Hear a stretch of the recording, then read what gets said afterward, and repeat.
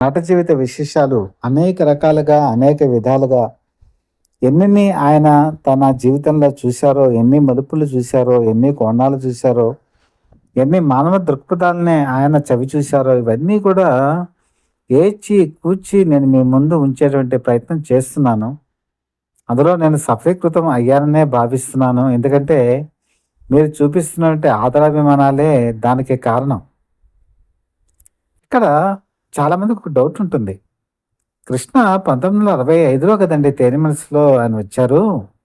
అప్పట్లో హీరో గాని, హీరోయిన్ గాని, లేతే ఇతర ఆర్టిస్టులు గాని సినిమా రంగ ప్రవేశం చేయాలి అంటే, వాళ్ళకి నాటక అనుభవం అనేది కంపల్సరీ కావాలి. అయితే మరి కృష్ణకి ఆ నాటక అనుభవం ఉందా? మరి ఆ నాటకాలు వేశారా? ఇది అభిమానులకి చాలామందికి డౌట్ ఉండుండొచ్చు. ఆయన నాటకాలు వేశారు. ఎందుకంటే ఆ రోజుల్లో నాటకాలు వేయటం అనేది ఒక క్వాలిఫికేషను. ఆ క్వాలిఫికేషన్ గనక లేకపోతే దర్శకులు గాని, వాళ్ళు గాని అవకాశాలు ఇచ్చేవాళ్ళు కాదు.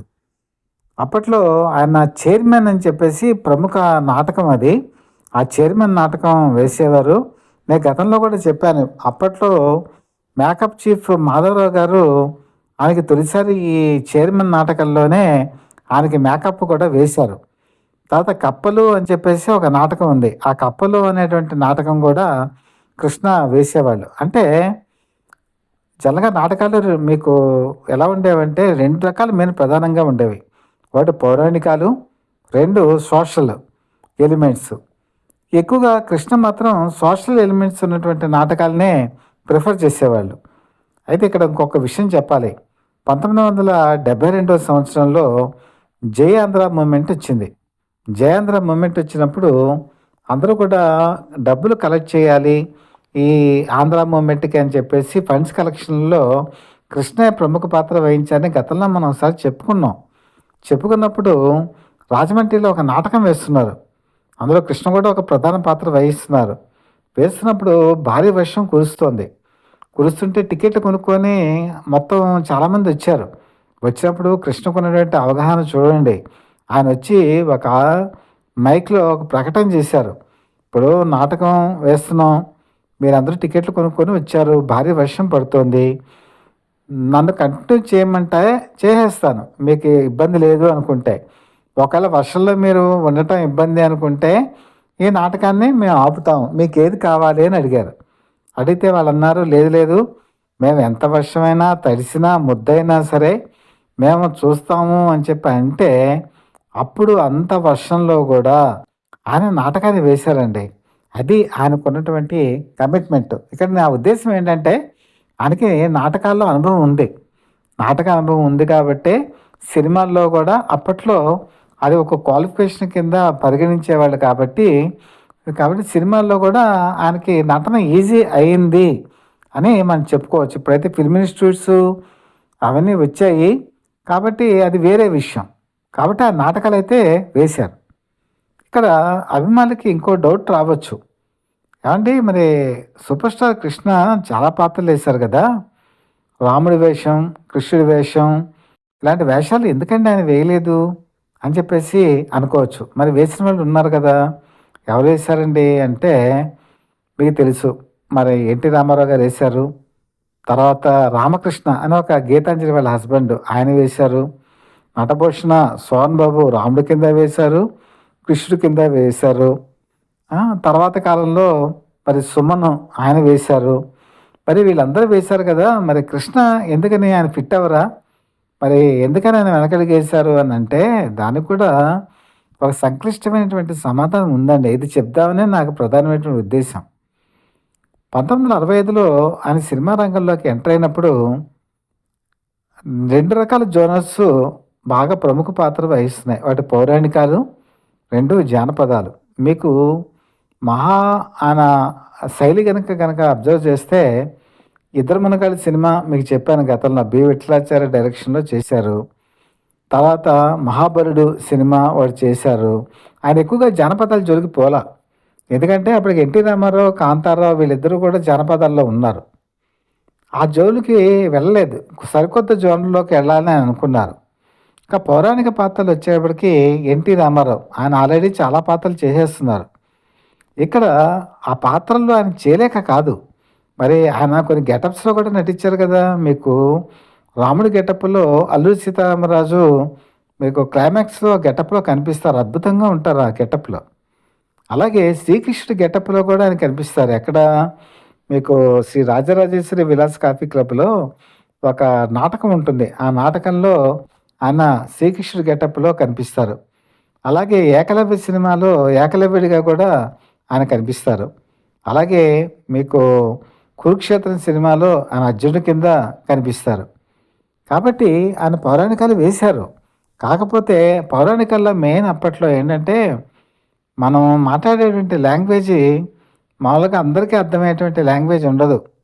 దాన్ని గ్రాంథికం అంటారు. ఆ గ్రాంథికం గనక మాట్లాడితే కామన్ పీపుల్‌కి వెళ్ళదు అని ఆయనకొక అభిప్రాయం. రెండోదేంటంటే, ఇప్పుడు ఆల్రెడీ ఆ జోనర్‌లో అక్కినేని నాగేశ్వరరావు నటించారు. ఎన్టీ రామారావు నటించేశారు. మరి తను కూడా ఎందుకు నటించాలి? తనకున్న ప్రత్యేకత ఏంటి?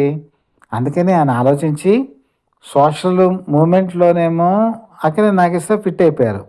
కాబట్టి క్రైమ్ జోనరు, తర్వాత కౌబాయ్ సినిమాలు అప్పటికి మన హాలీవుడ్‌ని ఏలుతున్నాయి. ఆ సినిమాలు, అలాగే సీక్రెట్ ఏజెంట్ పాత్రలు, స్పై తరహా పాత్రలు, సస్పెన్స్ పాత్రలు ఇవన్నీ కూడా ప్రేక్షకులకి వంట పట్టాలి.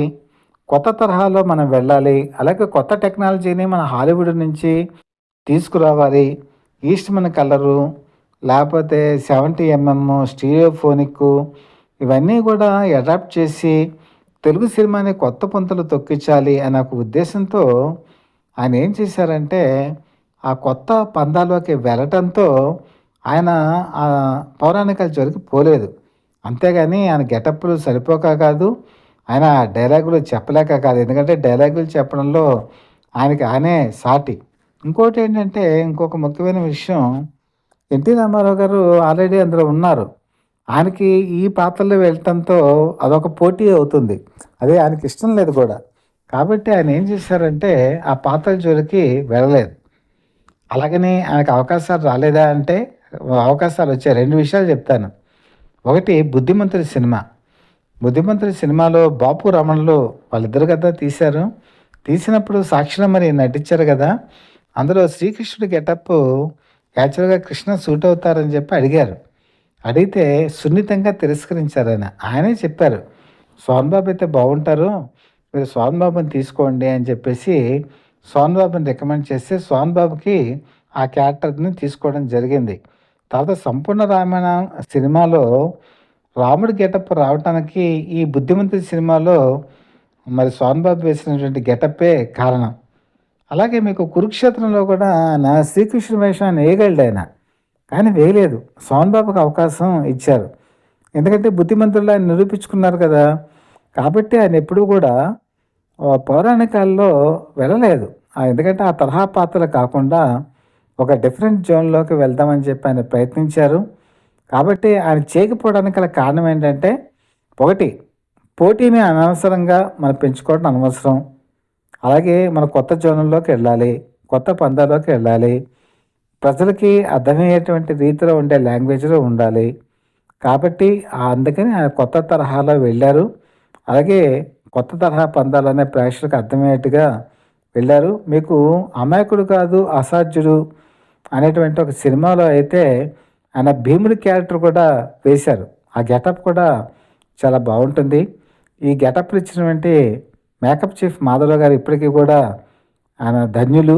ఆయనకి అసలు మన రాష్ట్ర ప్రభుత్వం ఏదైనా మంచి అవార్డు ఇవ్వాలండి. ఎందుకని మరి ఇలాంటి వాళ్ళని గుర్తించట్లేదో నాకు తెలీదు గానీ, ఆయనకి కనీసం పద్మశ్రీ లాంటి అవార్డులు ఇవ్వాలి. ఎన్నో గెటప్‌లు కృష్ణ గారు వేశారు. ఆ గెటప్‌లు ఇచ్చినటువంటి వ్యక్తి కూడా మాధవరావు గారు. సినీ పరిశ్రమ ఆయన్ని గుర్తించాలి. ఆయనకి అవార్డులు, రివార్డులు ఇచ్చి సత్కరించాలని చెప్పి మనస్ఫూర్తిగా కోరుకుంటూ, ఎన్నో సినిమాలు తీసినటువంటి సూపర్ స్టార్ కృష్ణ ధన్యులు, ధన్యులు, ధన్యులు.